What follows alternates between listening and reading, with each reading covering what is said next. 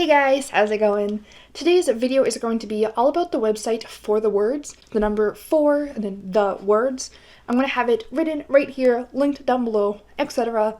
This is not a sponsored video, but I personally love this website. I've been using them for a couple years now, and I just wanted to give some different ways to use this website.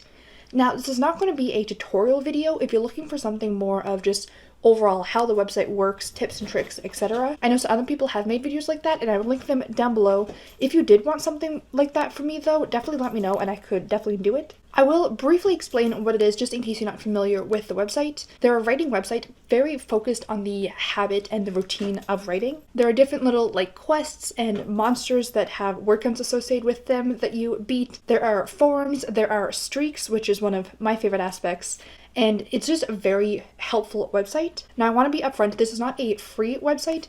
New users do have a 30-day free trial. And because they're a frequent sponsor with NaNoWriMo, from now until March 31st of 2021, they have a special offer. You can use the code RIMOS2020. I'll have it here on the screen and written in the description, but you can get an extra 15 days for free. As far as the actual cost of the site goes, it's a little bit complicated, if I'm being completely honest. I'm not a huge fan of the way they have it laid out. Basically, what you do is you purchase crystals, which are then redeemed for subscription time. And the crystal packages don't line up exactly with the amounts for subscriptions. I will have them here on the screen if you wanted to take a look at them. Basically, 1 month is 44 crystals, which is exactly $4 US. Then the other amounts don't quite line up, but to give you a rough ballpark, 1 year is 528 crystals, and 544 crystals is $40 US. There are other ways to receive crystals and other things you can redeem crystals for, either for quests or for certain milestones, but that's another topic for another day. They do also very frequently have different sales and promotions and stuff, but here is the base pricing. I personally think that is an amazing value. I think that is a great price, and like I said, I use this a lot for myself. As I mentioned, they do have streaks. My current streak is 395 days.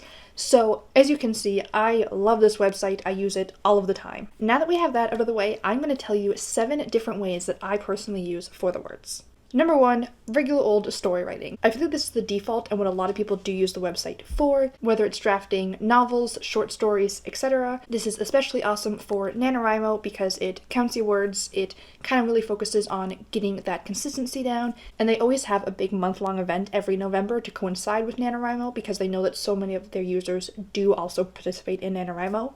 They also have month-long events every April and June for Camp NaNoWriMos, and it is so much fun. It's just extra community building, and because that's my favorite part of NaNoWriMo, it's just icing on the cake. The second way I use For the Words is for dictation. The default one on my iPad honestly isn't all that great, but it's something. I do specifically like using this for brainstorming or outlining because I find sometimes just talking about a problem out loud or just coming up with ideas and dictating it.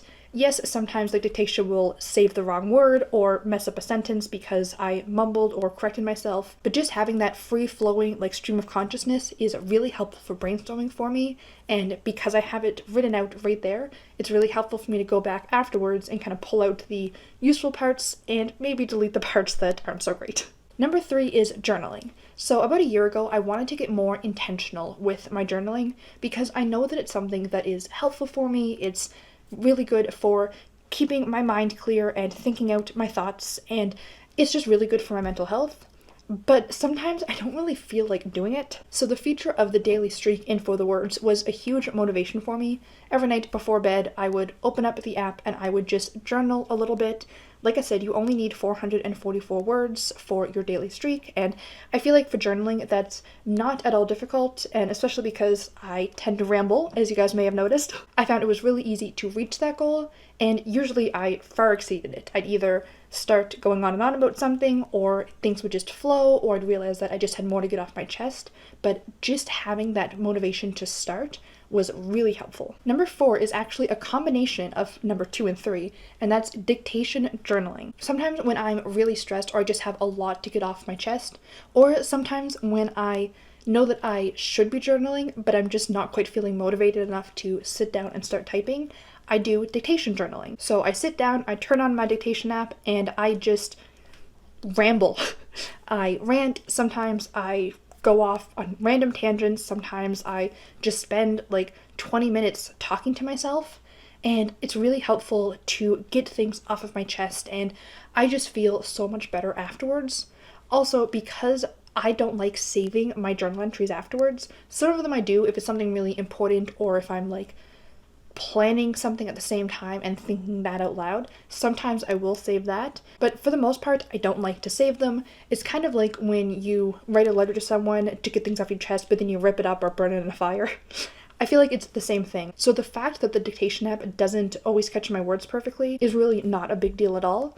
And it's just an extra level of journaling that I personally find really helpful for me. Number 5 is for practicing a language. So if you don't know, I'm bilingual, I'm fluent in French and English, but most of my friends are English and I speak primarily English. Sometimes my accent in French does start to sound a little bit English, and you can just hear that I'm losing my accent a little bit sometimes when I go too long without speaking it. I only started doing this about a month ago, but basically I, again, turn on my dictation app and I just talk out loud in French. Because I don't often speak out loud in French, it really helps just kind of make sure that I don't lose that, and also I can kind of hear myself, so when I mispronounce words or something like that. It's also really helpful for me to do it with dictation, because then depending on how badly the dictation hears what I say, I can kind of tell like where my accent needs to change, or if I'm just continually mispronouncing something and it keeps hearing the wrong word.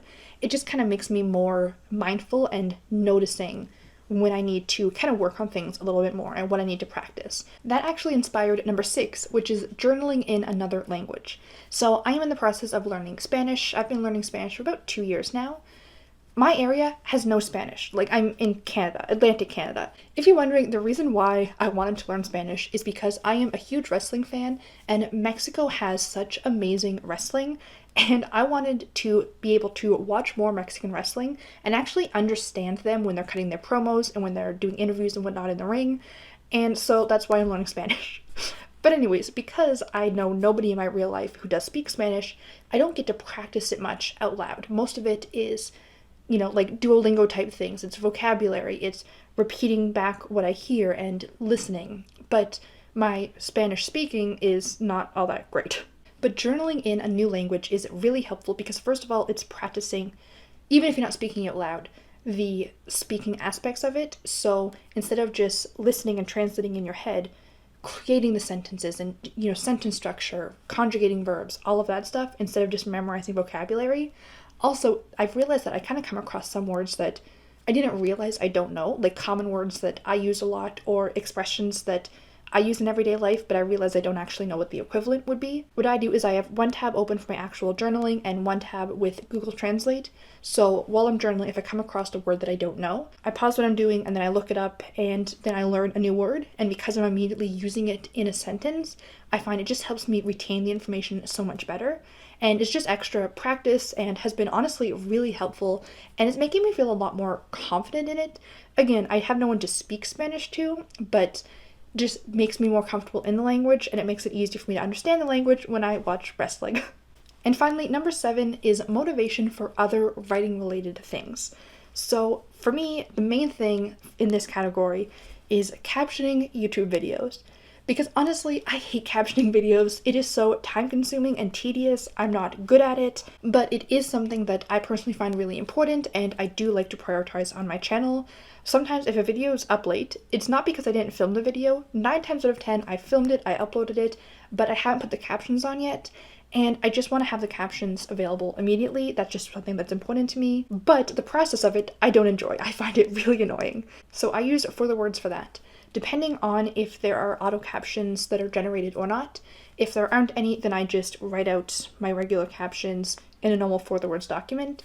If there were auto captions, then what I do is I write them all out, and then once I'm done, as like a reward for myself, I'll copy paste them into For the Words and defeat monsters that way. But it's just that extra little motivation when I know I have to do something, but I don't want to do the something.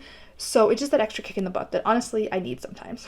And there we go. Those are 7 different ways that I use For the Words. Again, this video is not sponsored at all, although there is a referral code. I'll put my referral code here. I've never actually used it before, but I think that you get an extra like 20 crystals after your subscription starts, so that's kind of cool. But I just honestly really love this website. I find it really helpful for me, and I just wanted other people that are interested in the website to maybe have some different ideas on how to use it. Like I said, I'm going to link some general how-to and tips and tricks videos in the description down below, but if you wanted any other information on the website, you can either ask it in comments, or if you want a full dedicated video to any other aspects of the site. Like I said, I have been using it for a couple years now. I'm not going to call myself an expert or anything, but I do have a very general understanding of how the website works, and I've come up with a lot of different tips and tricks along the way. But in the meantime, that is going to be all for today's video. If you guys enjoyed it, please click the like button to let me know, and subscribe to stay up to date with the rest of my videos. I do new videos every Wednesday and Sunday, usually reading or writing related. So I hope to see you guys next time, and until then, have a great day. Bye!